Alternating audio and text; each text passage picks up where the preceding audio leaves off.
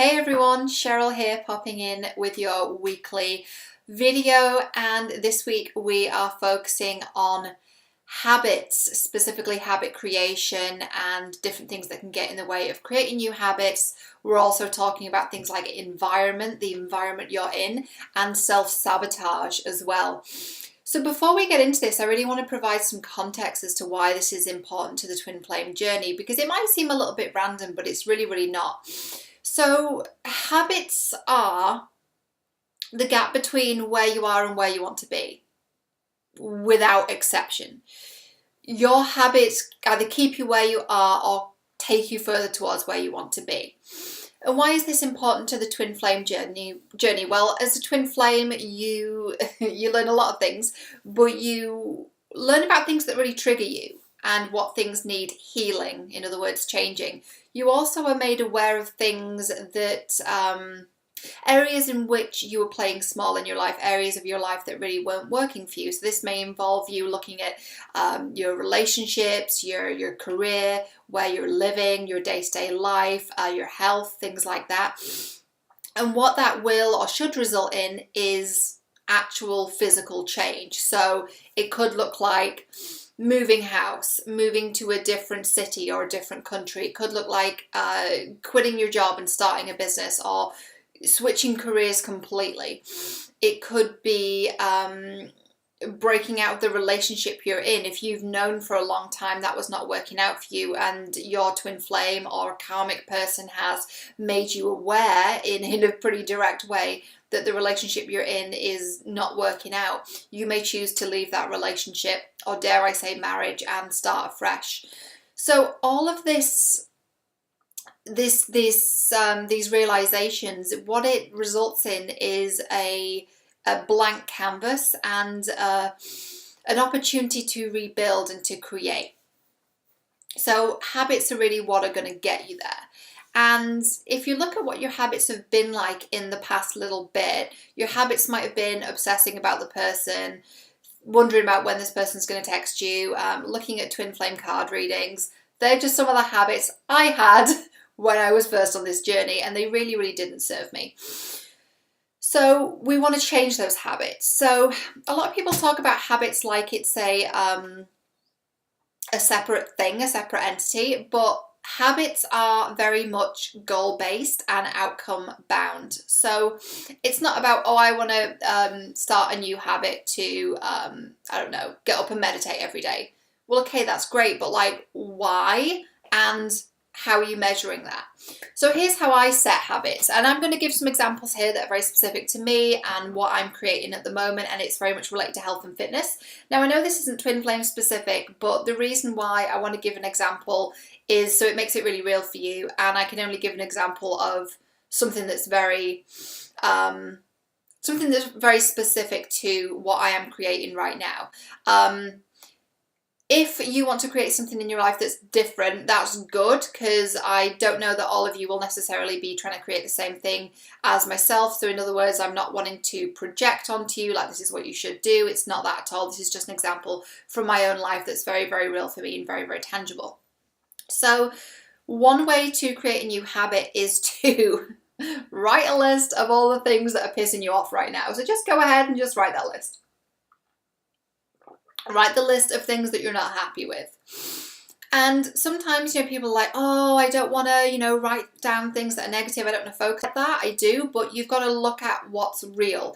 I think it's actually Tony Robbins who said that look at things as they are, but not worse than they are.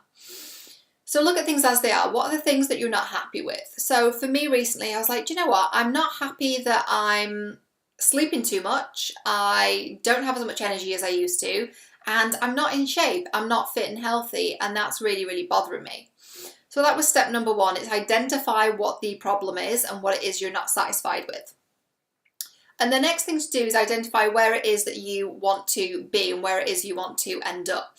So in the example I gave, it's okay, what's happening right now, the current situation is that I'm kind of tired, lethargic, I know I'm not in shape, I know I'm not fit and healthy, so where do I want to be? I want to be full of energy, like really motivated, energized, regular sleep schedule, and I I want to be fit and healthy, right? And full of that energy and exuberance and confidence that I had in the summer. I want to be back there. And so I look at that and I go, perfect. So here's where I am, here's where I want to be. The bit in the middle is the space, and you fill that space with habit. So if I want to be at that place, again, of being really full of energy and healthy, and by the way, incidentally, this is not something that anyone else would really notice about me, and it might be the same with you, with your new habits that you're creating. People might be like, oh, you're in pretty good shape, or you seem pretty good, but I know how I feel, right? So it's a very personal thing. It's about how you feel and where you want to be. And I know what my standards are, and I'm not there right now, to be completely frank. So I go, okay, what do I need to do? Well, I need to be working out realistically 4 or 5 times a week. Like, I know that's how I get to my fitness goals. I need to be eating certain things. I need to be not eating other things, or certainly not as much. I need to be drinking plenty of water.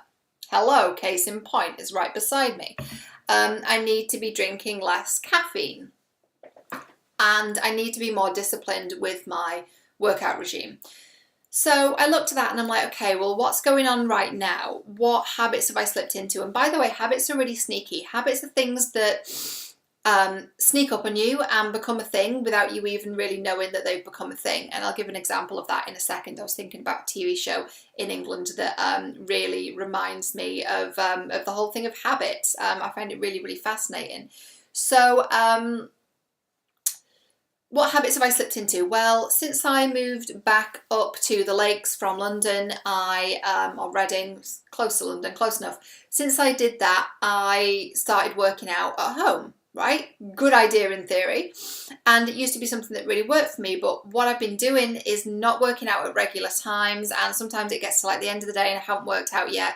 And sometimes I still do the workout, but then it's like really late and it kind of disrupts my routine with dinner and stuff. And other times I'm like, oh, I'm too tired, I'll do it tomorrow. So I fell into this habit without really knowing of working out maybe 3 or 4 times a week, but they weren't particularly heavy workouts. I thought they were, but like not really, not by my standard. So, okay, so I want to create a regular routine. So what do I do? And I'm like, I need to go back to the gym. There's a gym in my community. What was stopping me from doing that? Well, I was feeling a bit sheepish because 6 months ago I was like, oh, I'm moving down to London and, you know, thanks everyone. It's been great to work out with you for like 18 months. I'll see you later. Now I'm back and I'm like, hi, I'm going to sign up again. Yeah, I'm back. It wasn't a permanent move. It turns out I'm back up. So it was pride, right? I was embarrassed. It was a pride thing. It was an ego thing. So I'm like, I need to rejoin the gym. So with that, let's just take that one particular thing, because there's so many things I could include here, from nutrition to beverages and hydration and that kind of thing. Well, let's just stick with the fitness example, because this is something that's very, very real and tangible. So I need to join the gym again. So I messaged some of my friends at the gym whose numbers I still have, who I kept in touch with very regularly. And there's a couple called Grace and Dave. And I said, hey, Dave, I'm thinking of rejoining the gym. What days are you going next week? And he said, we're doing this workout on Monday and Friday, the 9:30 one, and then on Tuesday and Wednesday we're doing something else. We're doing the afternoon one. I'm like, great. Can I come to the gym with you on Monday at 9:30? And he said yes. And he said, hey, how about we pick you up and we'll drive you there, because they literally drive past my house on the way to the gym. I said, yeah, that's a really great idea. And then, anyway, they're going to come around on Monday morning and they're going to meet Mowgli. It's going to be a whole thing.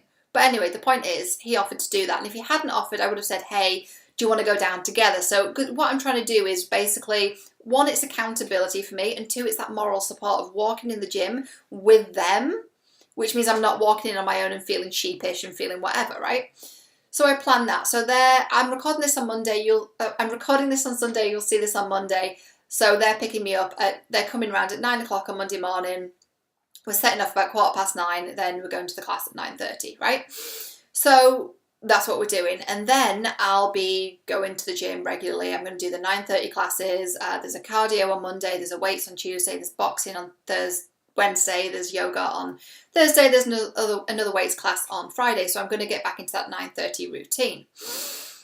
So I'm going to be creating that habit. And when I did get in the habit of going to this community gym, and it's a brilliant gym for such a small community that we have, it's absolutely phenomenal. It's like a proper boot camp gym. There's kettlebells and battle ropes and the full gym works, and I love it. It's my happy place. They've got TRX and everything, boxing stuff. So when I got in that habit, I felt amazing. And it was a habit. It was a habit of getting up at a certain time. I got up at 6 actually. I'd do my journaling, I'd do my mindset work, I'd do my meditation. I'd, have a bit of breakfast before I went to the gym because I'd usually be hungry. And then I would drive down at, 10 past 9 or something. I'd park up, I'd walk in, and there we go. So that was a habit. It's very easy to slip out that habit. And by slipping out that habit, I ended up kind of out of shape and feeling sort of groggy and lethargic. So why do I give you that whole example? Because I want to show you in a very tangible way what it's like to create a habit and what it actually involves. So the question is then, if it's that easy, if it's as easy as you're here and you want to be here and the habits are 1, 2, 3, 4, 5, why do we not do it? Because here's the crux of the issue. Many of us are making decisions in the moment and not making decisions for the long term. So what does that mean? That means we are thinking about what we need right now and what's comfortable right now and not what it's going to lead to in the future. So we're short-term thinkers. We're not thinking the long term. Instead of asking ourselves, is this going to lead me closer towards my goals or further away? We're just saying, what do I want right now? What's going to satisfy me right now? And that's especially true when we're not really feeling that good. So if you're trying to get really fit and healthy, say, and you are you know that you should be eating certain things and not eating other things quite as often. What happens when you have like a cake in front of you, right? You're like, well, is this going to get me close towards my goals or further away? It's quite easy. That's not going to help me get fit and healthy. A slice of cake is delicious, not going to help me get there. So what procedures are you going to put in place to make sure that you don't go off track? This is a really good time to talk about environment as I drink my delicious healthy tea. Actually, this tea is a really good example. So I gave up black tea a couple of weeks ago. I've been trying to kick the habit for a while because it's not that black tea is bad for you, but for me, it just really makes me feel really ill. But it tastes delicious. So I've now got it's a red bush tea. So it's a red leaf tea. It's got a little bit of stimulant in it. It's like got guarana or whatever you call it, and a bit of yerba mate. So it's got a stimulant. It's not super caffeinated though, and it doesn't make me sick. So I have that with a splash of almond milk and a little bit of honey, a bit of oat milk, sorry, and a bit of honey. And that is my substitute. So sometimes we need to substitute things. So let's talk about environment, because environment is a very practical thing.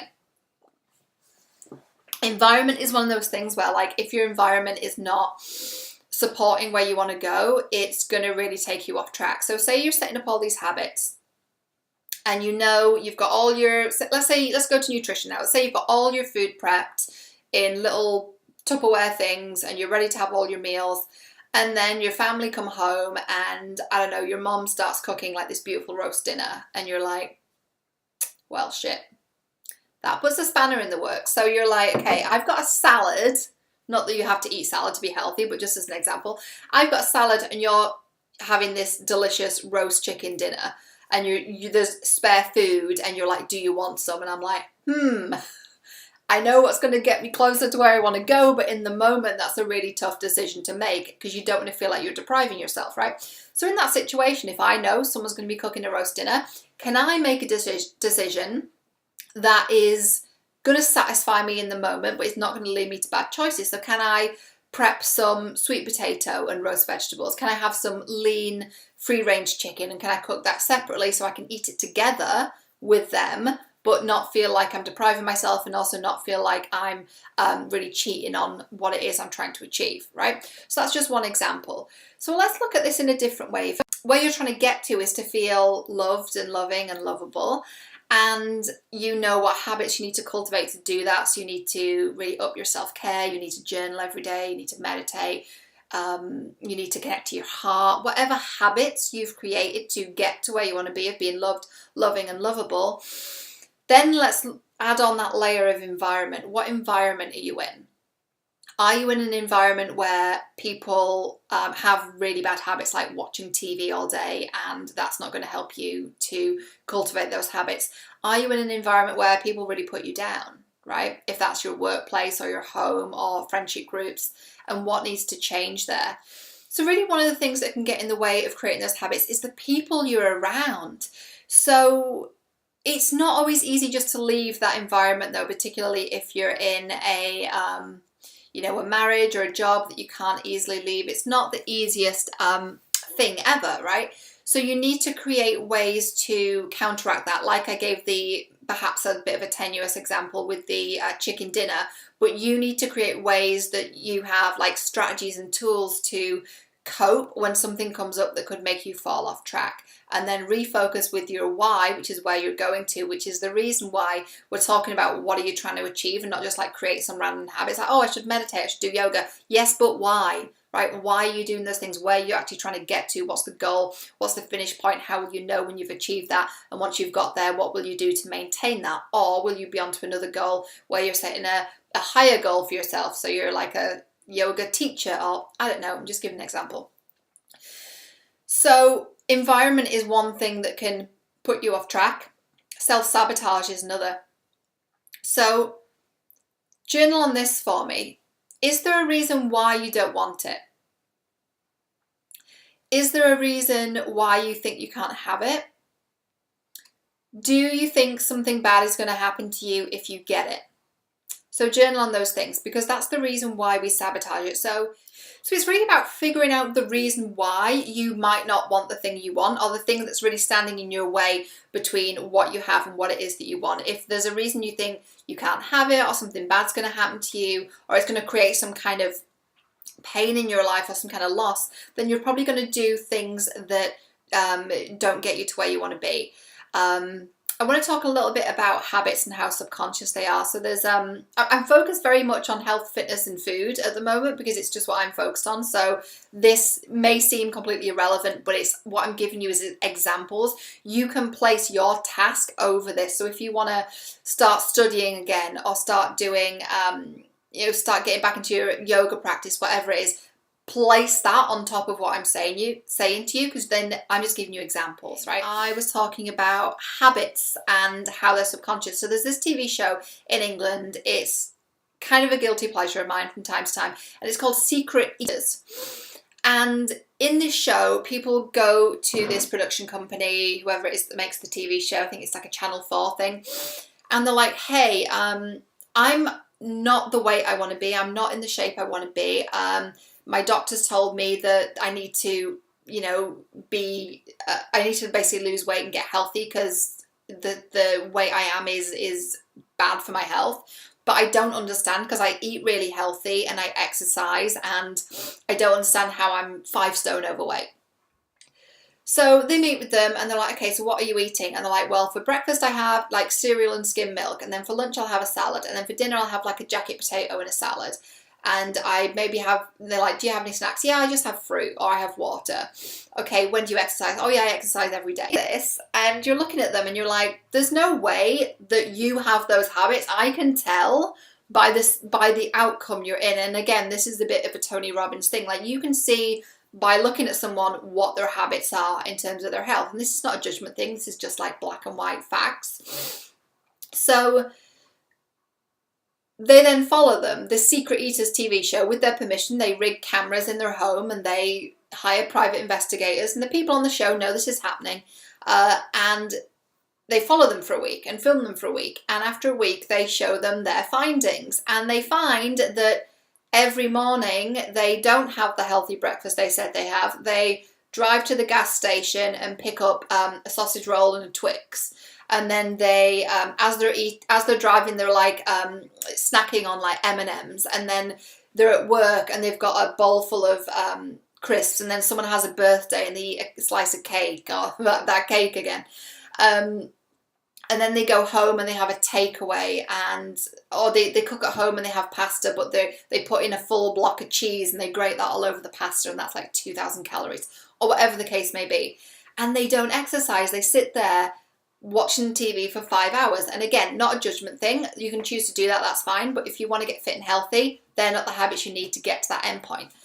So what's really interesting about this, and the reason I give this as an example, is that when they show them this footage and then they literally introduce them to like a table full of food, they're like, this is what you eat in a week.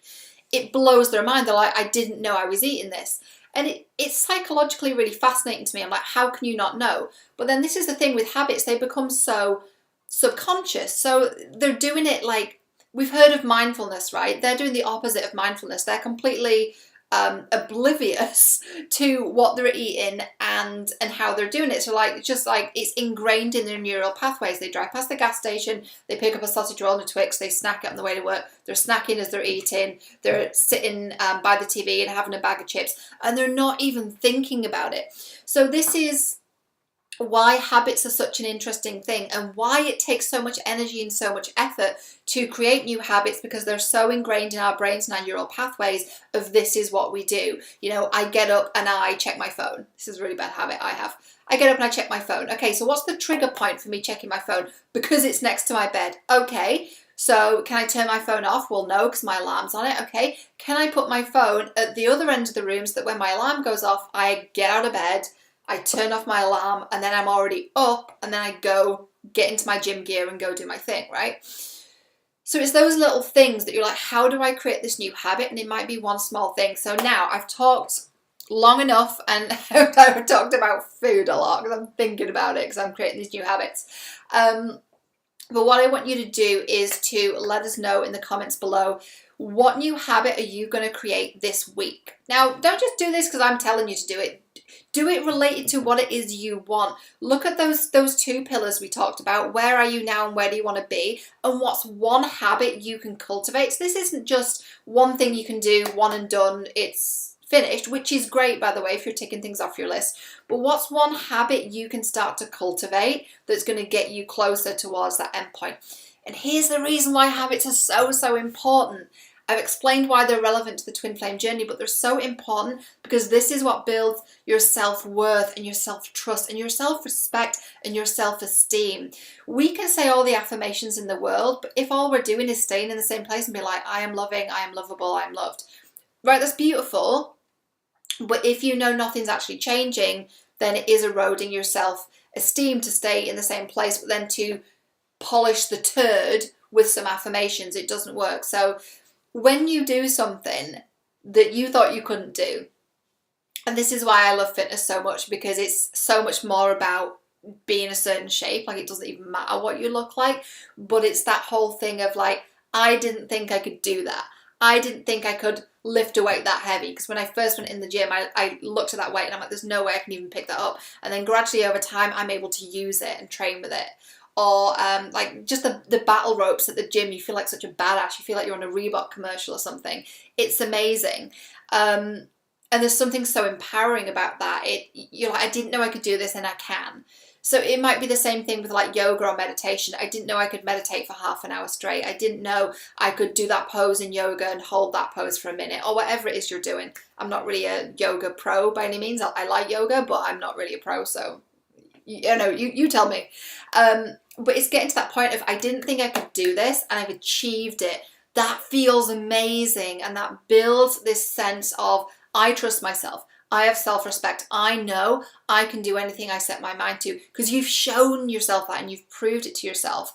And when we talk about beliefs are like a table, right? Your belief is the tabletop and the evidence are the legs of the table. So in order for the belief to stand, you need to have this evidence. Like, belief is, I can do anything I set my mind to, because I went to the gym and I did this thing I didn't think I could do, because I ran a marathon, because I did this, because I did that, right? Random examples, gym, marathon, whatever. But you've got that proof to back up that belief, and it reinforces that belief, that table, so that you genuinely trust yourself, right? And there's no amount of affirmations that can do that if you're not taking the action. That's why I'm all about the grounded approach to this whole healing process, because otherwise you're going round in circles. It's just like this loop, this karmic cycle, and this loop that we keep ourselves in. So Pop down below what is one habit you're going to cultivate, and I'd love to hear your methodology as well. Explain where you are and where you want to go and why you're creating this habit. And then you have the accountability, just like I have the accountability of meeting my friend tomorrow. In fact, he's picking me up. I'm not even meeting him, he's meeting me. So even if I'm at home in my pajamas, he's like, we're going to the gym, TikTok. And in fact, I won't be in my pajamas. I'm really excited. I've literally laundered my gym gear. It's drying as we speak. I'm ready and raring to go. But the point is, we have that accountability, right? So you can use this group as accountability. So let me know what your habits are, and I'm excited for you, and I'm excited to get to the gym tomorrow. And when I go to the gym, I will let you guys know. I love you guys so much. I'll speak to you next time. Mwah.